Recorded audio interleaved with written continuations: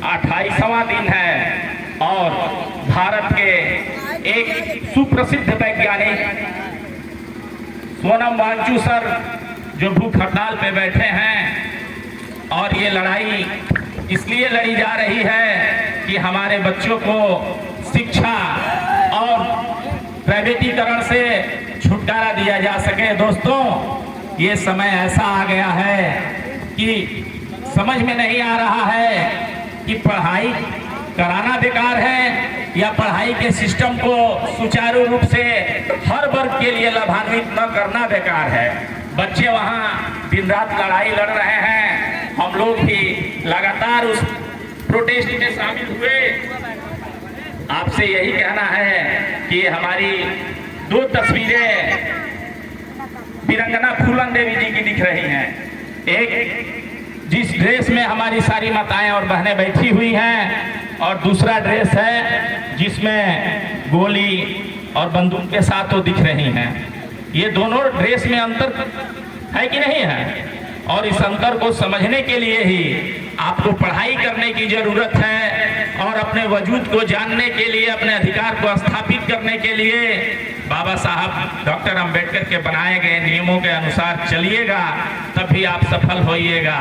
पहला तस्वीर ये दर्शाता है कि जैसी आपकी अवस्था है, जिस अवस्था में आप जी रही हैं, ये आपका वर्तमान है। और दूसरी तस्वीर ये दिखाती है कि वर्तमान जब बेहतर न हो तो आपको भविष्य में अपना निर्णय स्वयं लेना पड़ता है और उस निर्णय से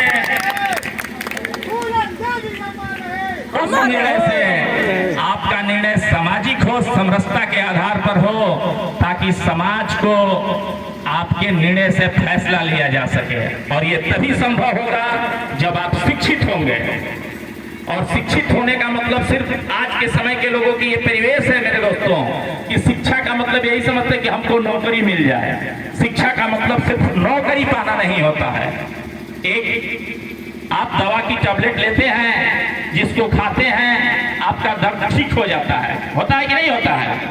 लेकिन उसमें बनने का डेट होता है, उसके बिगड़ने का डेट होता है। जो दवा आप खाए हैं उसकी मैन्युफैक्चरिंग डेट है, तो दवा आपको ठीक करती है, लेकिन उसका डेट एक्सपायर हो जाएगा और उस दवा को खाएंगे आप। जो दवा आपके सर के दर्द को ठीक करता है, वह अमूमन उसका अगर जो डेट एक्सपायर हो जाएगा तो आपके सेहत को नुकसान पहुंचा सकता है।